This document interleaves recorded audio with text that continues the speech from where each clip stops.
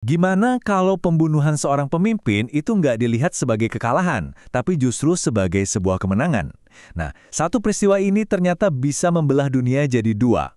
Satu sisi ngelihatnya sebagai presiden yang bahaya banget, sementara sisi lain melihatnya sebagai tindakan suci. Yuk, kita coba bedah dua realitas yang sangat berbeda ini. Semuanya ini berawal dari satu pertanyaan yang jujur aja cukup mengguncang. Realitas macam apa ini? Di mana sekarang jadi normal untuk membunuh pemimpin negara lain? Pertanyaan ini bukan cuma retorika kosong loh. Ini adalah inti dari semua kekacauan yang akan kita urai bareng-bareng. Jadi gini, ini tuh bukan sekedar serangan biasa. Ini adalah sebuah batas yang udah dilewati. Menurut satu sudut pandang, momen ini benar-benar merusak tatanan global, menciptakan sebuah, sebut saja, ketidaknormalan baru yang sangat berbahaya. Oke, mari kita bedah perspektif yang pertama ini ya.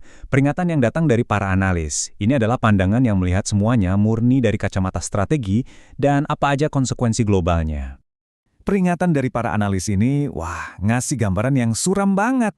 Mereka bilang ini adalah ketidaknormalan yang seolah membuka kotak Pandora dengan konsekuensi yang sangat mendalam.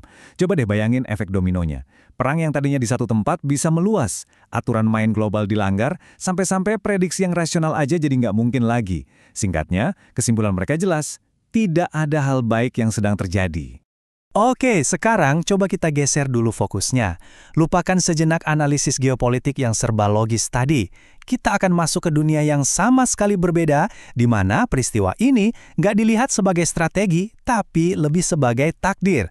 Nah, ini dia respons ideologisnya. Nah, disinilah perspektifnya benar-benar terbelah. Apakah ini murni sebuah aksi perang, atau ada sesuatu yang jauh lebih dalam, sebuah aksi atas dasar iman? Kunci untuk memahami respons yang satu ini adalah konsep syahadat atau kesyahidan. Jadi ini bukan tentang kekalahan ya, justru sebaliknya. Kematian dalam membela sebuah keyakinan itu dianggap sebagai kemenangan spiritual yang paling tinggi.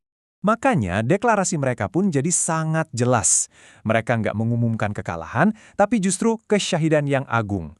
Lawannya ditunjuk langsung, pemerintah AS yang jahat dan rezim Zionis yang terkutuk, dan sumpah mereka itu bukan tentang politik, tapi tentang pembalasan dari Tuhan. Sumpah mereka ini ditutup dengan bahasa yang sangat sakral, mengutip ayat suci. Penting banget untuk kita pahami, ini bukan ancaman politik biasa, ini adalah sebuah janji akan adanya pembalasan ilahi, sebuah kepastian yang mereka yakini 100% akan datang dari Tuhan. Jadi, inilah intinya. Ada satu peristiwa yang sama, tapi ditafsirkan oleh dua dunia yang benar-benar berbeda. Satu sisi melihat ini sebagai presiden berbahaya yang menciptakan ketidakstabilan, sisi lainnya justru melihat ini sebagai tindakan kesyahidan dan janji akan datangnya keadilan ilahi. Dua realitas yang beda total. Lalu, apa sih dampak nyata dari semua ini di lapangan? Oke, kita balik lagi sebentar ke analisis geopolitik buat melihat sebuah ironi, sebuah konsekuensi yang mungkin sama sekali nggak pernah diperhitungkan sebelumnya. Gini, tujuan serangannya kan kemungkinan besar buat melemahkan rezim. Tapi yang terjadi justru sebaliknya. Menurut para analis, tindakan pembunuhan ini malah memicu persatuan yang lebih besar dari rakyat Iran di sekitar kepemimpinan mereka. Bisa dibilang ini efek bumerang.